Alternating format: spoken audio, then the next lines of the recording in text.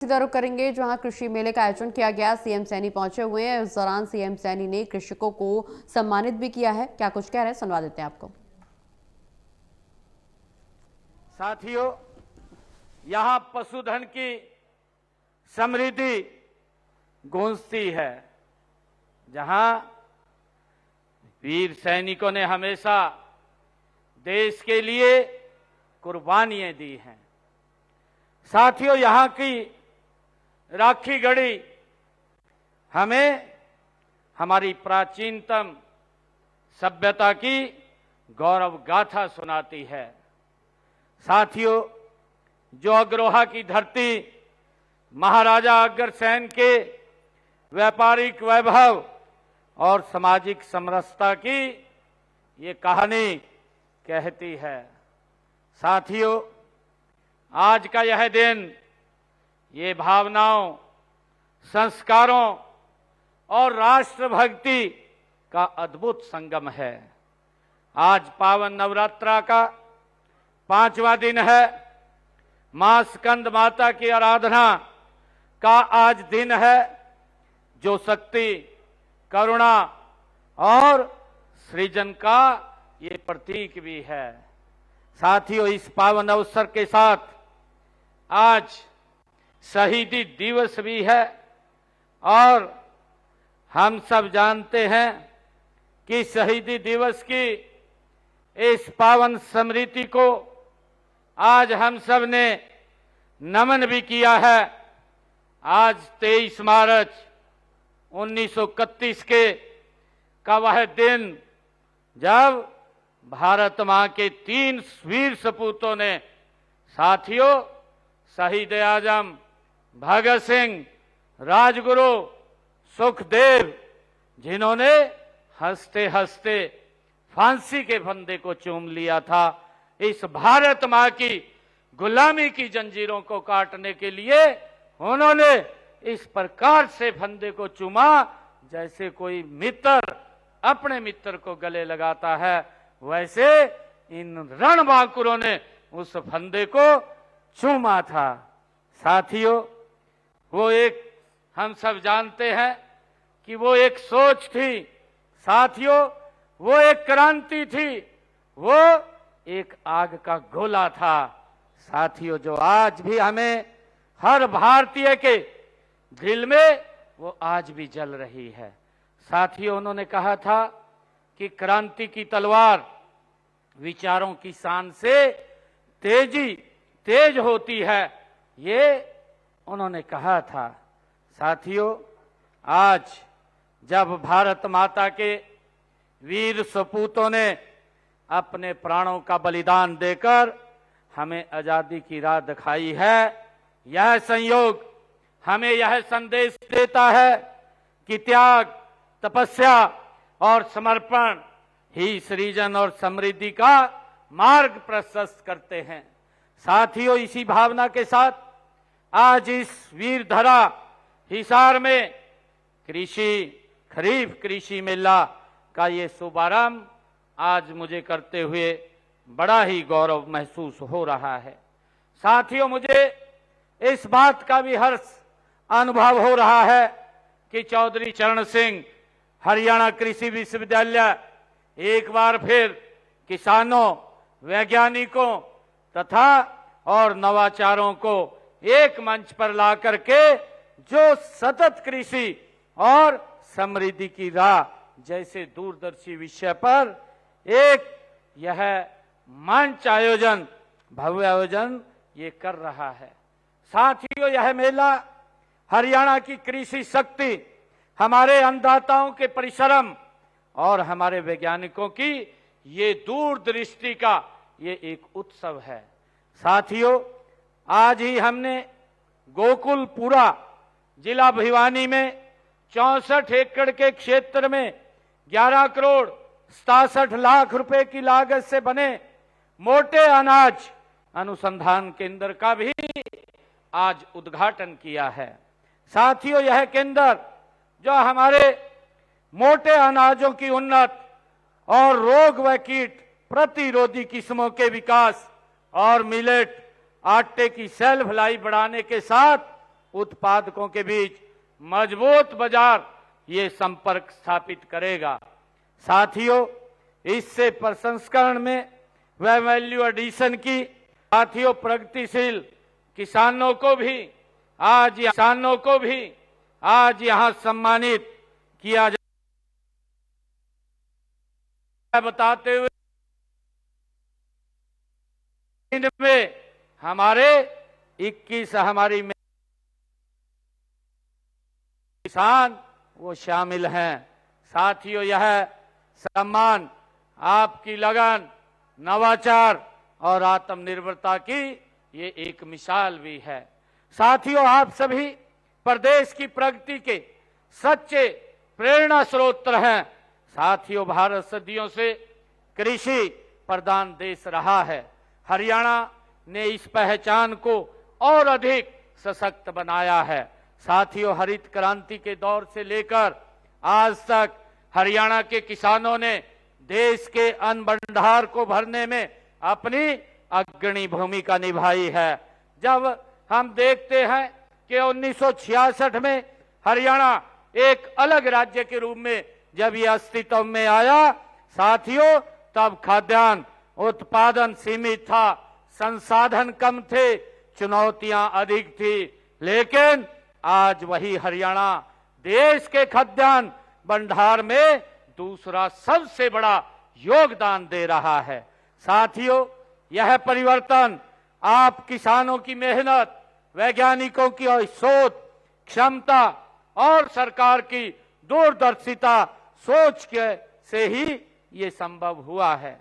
साथियों, आज जब हम विकसित भारत के संकल्प की ओर गति से आगे बढ़ रहे हैं, तो देश के यशस्वी प्रधानमंत्री आदरणीय नरेंद्र मोदी जी ने विकसित भारत 2047 का विजन हमें एक नई दिशा देता है। साथियों, यह विजन केवल शहरों के विकास का नहीं है, बल्कि गांव, गरीब और किसान के सशक्तिकरण का ये विजन है। साथियों, मैं पूरे विश्वास के साथ ये कह सकता हूं कि हमारे किसान भाई विकसित भारत का आधार स्तंभ है। इसलिए हमारी ये डबल इंजन की सरकार विकसित हरियाणा, विकसित भारत के संकल्प के साथ किसानों को केंद्र में रखकर कार्य कर रही है। साथियों, हम खेती को केवल आजीविका साधन नहीं, बल्कि एक सशक्त आर्थिक गतिविधि और उद्यम के रूप में विकसित करने के लिए हम प्रतिबद्ध हैं। साथियों, आज कृषि के सामने नई चुनौतियां भी खड़ी हैं। इनमें भूमिगत जल का गिरता स्तर, साथियों, और मृदा की घटती उर्वरता और जलवायु परिवर्तन के कारण अनिश्चित मौसम और खेती की बढ़ती लागत इसमें शामिल है। ये सभी हमें आज सोचने पर ये मजबूर करते हैं कि अब हमें पारंपरिक खेती के साथ साथ आधुनिक व सशक्त खेती को भी आज बढ़ाना होगा। साथियों, सतत कृषि का अर्थ केवल उत्पादन बढ़ाना नहीं है, बल्कि संसाधनों का संरक्षण करते हुए आने वाली पीढ़ियों के लिए खेती सुरक्षित रखना है। यही इस मेले की थीम भी है, सतत कृषि समृद्धि की राह। साथियों, मुझे यह कहते हुए ये गर्व भी हो रहा है कि चौधरी चरण सिंह कृषि विश्वविद्यालय इस दिशा में अग्रणी भूमिका ये निभा रहा है। इस विश्वविद्यालय ने न केवल सैकड़ों उन्नत किस्में विकसित की हैं, बल्कि जल संरक्षण, मृदा स्वास्थ्य, फसल विविधीकरण और जलवायु स्मार्ट कृषि के क्षेत्र में उल्लेखनीय कार्य भी चौधरी चरण सिंह यूनिवर्सिटी के हमारे वैज्ञानिकों ने किया है। साथियों, यहाँ विकसित की गई नई नई तकनीकें जैसे ड्रिप और स्प्रिंकलर्स इरिगेशन, प्राकृतिक खेती, जैविक खेती, आधुनिक कृषि यंत्र किसानों के लिए एक नई उम्मीद लेकर के ये आए हैं। विश्वविद्यालय द्वारा विकसित मशीनें जैसे रीडर, गन्ना श्रेडर और ई ट्रैक्टर खेती को आसान, सस्ता और पर्यावरण के अनुकूल ये बना रहा है। साथियों, आज समय की मांग है कि हम धान गेहूं की पारंपरिक चक्कर से आज बाहर निकलने की हमें आवश्यकता है और आज दलहन, तिलहन, बागवानी और अन्य फसलों की और बढ़े। इससे न केवल भाई बहनों की आय बढ़ेगी बल्कि मृदा और जल संसाधनों का भी ये संरक्षण होगा। साथियों, मुझे खुशी है कि हमारे देश के कृषि मंत्री आदरणीय शिवराज चौहान जी ने एक योजना विशेष तौर से चलाई है जो मध्य प्रदेश से अभी उन्होंने पिछले दिनों लॉन्च किया था। उन्होंने राष्ट्रीय कृषि विकास योजना, इस योजना को मध्य प्रदेश से लॉन्च किया और उन्होंने जो एक आत्मनिर्भर मिशन दलहन के अंतर्गत उन्होंने 16 करोड़ 66 लाख रुपए इसके बढ़ावा देने के लिए दलहन को उन्होंने रिजर्व किए हैं और इसी प्रकार तिलहन को बढ़ाने के लिए 25 करोड़ रुपया वो रिजर्व किया है ताकि इस धान और गेहूं के चक्कर से हम दलहन की तरफ आम गति से बढ़ सकें। साथियों, जल संरक्षण को हमें एक जन आंदोलन आज बनाने की आवश्यकता है। पानी बचाओ, भविष्य बचाओ केवल नारा नहीं है बल्कि हमारी जिम्मेवारी है। साथियों, सूक्ष्म सिंचाई और वर्षा जल संचय को अपनाकर हम आने वाली पीढ़ियों के लिए पानी बचा सकते हैं। साथियों, हरियाणा सरकार किसानों के हित में लगातार ठोस कदम उठा रही है। हमारा प्रयास है कि किसान को उसकी फसल का उचित मूल्य मिले, उसकी आय बढ़े, उसका जीवन स्तर ऊंचा उठे। इसके लिए हम फसल विविधीकरण, बागवानी, पशुपालन और कृषि आधारित उद्योगों को हमारी सरकार निरंतर बढ़ावा दे रही है। आप सभी जानते हैं कि फसल विविधीकरण व जल संरक्षण का गहरा संबंध है, इसलिए पानी कम जरूरत वाली फसलों को बढ़ावा देने के लिए हमने मेरा पानी मेरी विरासत योजना ये 2020 में शुरू की गई थी। साथियों, इस योजना के तहत वैकल्पिक फसलें लेने या खेती खाली छोड़ने वाले किसानों को हमने 8,000 रुपए प्रति एकड़ वित्तीय सहायता देने का काम हमारी सरकार कर रही है। इस योजना के तहत 2,30,000 एकड़ में धान की जगह वैकल्पिक फसलें बोने पर किसानों को हमने पिछले जब से योजना इसको लागू किया है 157 करोड़ रुपया किसानों तक पहुंचाने का काम वित्तीय सहायता के रूप में ये हमारी सरकार ने किया है। साथियों, इसके अलावा पानी की बचत के लिए वर्षा जल संचय, ड्रिप और स्प्रिंकल जैसी माइक्रो इरिगेशन तकनीकों को बढ़ावा दिया जा रहा है। माइक्रो इरिगेशन तकनीकों पर 85% तक की सब्सिडी दी जा रही है। किसानों को तालाब बनाने के लिए 85% तक का अनुदान देने का काम हमारी सरकार कर रही है। साथियों, हमने इसको और आगे बढ़ाते हुए हमने सीवरेज ट्रीटमेंट प्लांट के जो ट्रीट पानी को सिंचाई के लिए इस्तेमाल करने की 27 योजनाएं हमने तैयार की हैं और इनमें से 11 योजनाएं पूरी भी हो चुकी हैं। साथियों, हमने फसल अवशेष व पराली प्रबंधन से निपटने के लिए किसानों को जागरूक किया है और उन्हें पराली प्रबंधन के लिए 1 लाख से ज्यादा मशीनें देने का काम हरियाणा सरकार ने उनको सब्सिडी पर किया है। साथियों, किसान हित में हरियाणा में सभी 24 फसलों की खरीद एमएसपी पर वो की जाती है। ई खरीद पोर्टल के माध्यम से पिछले 10 सीजन में 12 लाख किसानों के खाते में एमएसपी पर फसल की खरीद के 1,64,000 करोड़ रुपया उनके खाते में डायरेक्ट पहुंचाने का काम ये हमारी सरकार ने किया है। साथियों, फसल खरीद का भुगतान अब उनकी फसल का एग्जिस्ट गेट पास कटने के 48 घंटे के अंदर अंदर उनके खाते में पैसा पहुंचाने का काम ये हमारी सरकार कर रही है। साथियों, प्रधानमंत्री किसान सम्मान निधि आदरणीय नरेंद्र मोदी जी ने अभी पिछले दिनों 22वीं किस्त डालने का काम किया और मुझे खुशी है कि हरियाणा के 20 लाख किसानों के खाते में अब तक आदरणीय प्रधानमंत्री किसान सम्मान निधि के माध्यम से 7,562 करोड़ रुपया उनके खाते में राशि डालने का काम ये हरियाणा सरकार और केंद्र सरकार ने किया है। साथियों, फसल खराबा होने पर भी किसानों को उनका मुआवजा देने का काम हरियाणा सरकार कर रही है।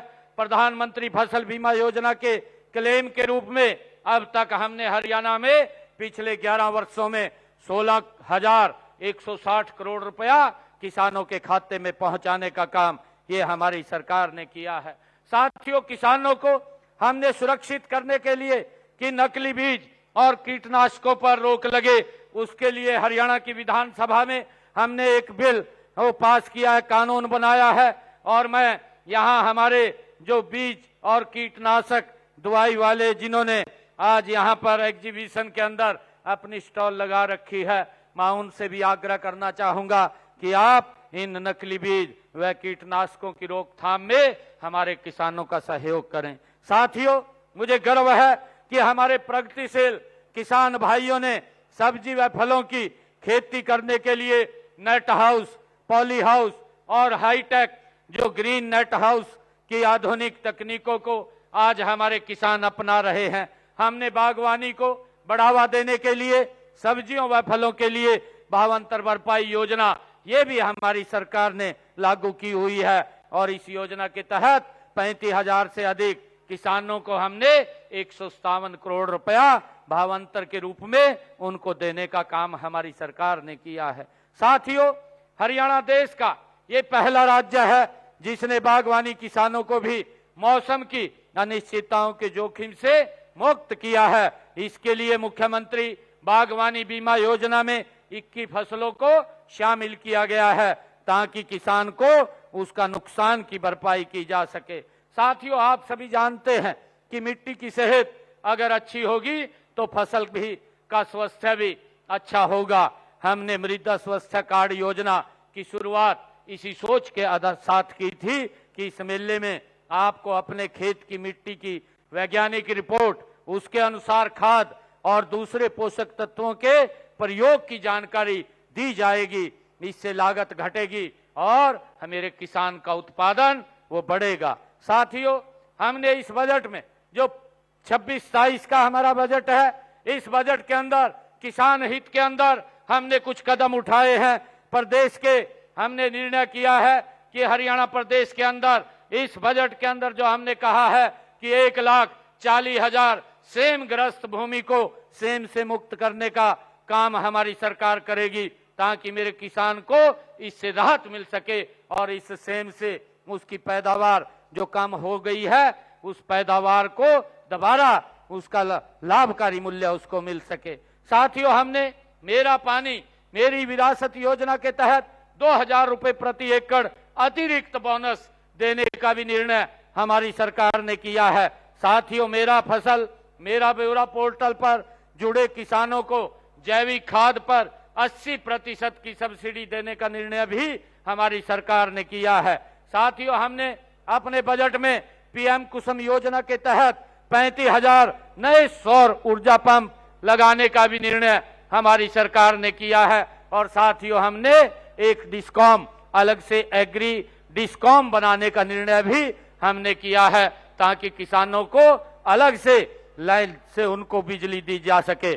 साथियों, प्रदेश में हमने इस बजट में यह भी निर्णय किया है कि प्रदेश में प्राकृतिक खेती के 2,000 एकड़ में एक स्मार्ट एग्रीकल्चर क्लस्टर बनाया जाएगा। इसमें यदि किसान किसी प्रकार का भी अगर किसान को नुकसान होगा तो उसकी भरपाई हरियाणा सरकार करेगी। ये निर्णय भी हमने इसके अंदर लिया है ताकि हमारा किसान वो प्राकृतिक खेती की तरफ वो बढ़ सके। साथियों, किसानों को हमने 1 लाख विधि के से गन्ने की बजाई करने के पर भी 3,000 प्रति एकड़ की राशि को बढ़ा करके 5,000 प्रति एकड़ वो किया गया है। हमारा लक्ष्य है कि हर योजना का लाभ हर किसान तक पहुंचे। कई बार इन योजनाओं का की सही जानकारी अंतिम छोर तक ये नहीं पहुंच पाती है और इसके कारण आयोजन इस कमी को जिस प्रकार के आज ये आयोजन हमारे हुए हैं, ये कृषि मेला जो 2 दिन के लिए चलेगा, हमारे किसानों को इन योजनाओं से उनको अवगत कराने का काम करेगा, इस कमी को दूर करने का ये काम करेगा। साथियों, ये मेला केवल प्रदर्शनी देखने का ये अवसर नहीं है, बल्कि यह ज्ञान का एक खजाना है, इस बात को हमने समझना है। मैं आपसे अनुरोध भी करना चाहूंगा कि आप यहां से मिली जानकारी अपनी खेती के अंदर इसको अवश्य अपनाएं। जल बचाना, मिट्टी का परीक्षण करवाना और वर्मिंग कंपोस्ट का प्रयोग करना, साथियों फसल विविधीकरण करना, ये सब कदम प्राकृतिक संसाधनों के कुशल प्रबंधन करने और किसानों की आमदनी बढ़ाने में ये कारगर सिद्ध होंगे। साथियों, मैं विशेष रूप से अपने युवा किसान साथियों से भी मैं ये कहना चाहता हूं कि कृषि में अब ड्रोन तकनीक, आर्टिफिशियल इंटेलिजेंस और डिजिटल प्लेटफॉर्म का उपयोग हो रहा है। एग्री स्टार्टअप और फूड प्रोसेसिंग के क्षेत्र में असीम संभावनाएं हैं। अगर आप युवा इस दिशा में आगे बढ़े तो आप खुद रोजगार पा सकते हैं, साथ ही दूसरों को भी आप रोजगार देने का काम कर सकते हैं। साथियों, यह कृषि मेला इसी दिशा में एक महत्वपूर्ण कदम है। मैं सभी किसान भाइयों से ये आग्रह भी करता हूं कि आप इस मेले का अधिक से अधिक आप लाभ उठाइए, वैज्ञानिकों से संवाद करें और नई तकनीकों को आप अपने खेत में अपनाएं। मैं यही कहना चाहूंगा कि हमारे किसान केवल अन्नदाता नहीं बल्कि ये राष्ट्र निर्माता भी हैं। आपकी मेहनत ने ही देश की अर्थव्यवस्था को मजबूत होती है और आपकी समृद्धि से में ही देश की समृद्धि निहित है। साथियों, हम सब मिलकर के सतत कृषि और समृद्धि की राह के इस संकल्प को जन आंदोलन बनाएं और देश के यशस्वी प्रधानमंत्री आदरणीय मोदी जी के विकसित भारत के सपने को साकार करने में अपना महान योगदान दें। साथियों, इसी विश्वास के और संकल्प के साथ मैं इस खरीफ कृषि मेले के सफल आयोजन के लिए विश्वविद्यालय प्रशासन, वैज्ञानिकों और सहयोगियों को मैं बहुत बहुत हार्दिक बधाई देता हूं, शुभकामनाएं देता हूं। और आप सब इतनी भारी संख्या में हमारी मातृशक्ति और हमारे सभी किसान भाई यहां पर आए हैं, मैं आप सबका बहुत बहुत आभार और धन्यवाद करता हूं। इन्हीं शब्दों के साथ जय हिंद, जय भारत, जय भारत मां।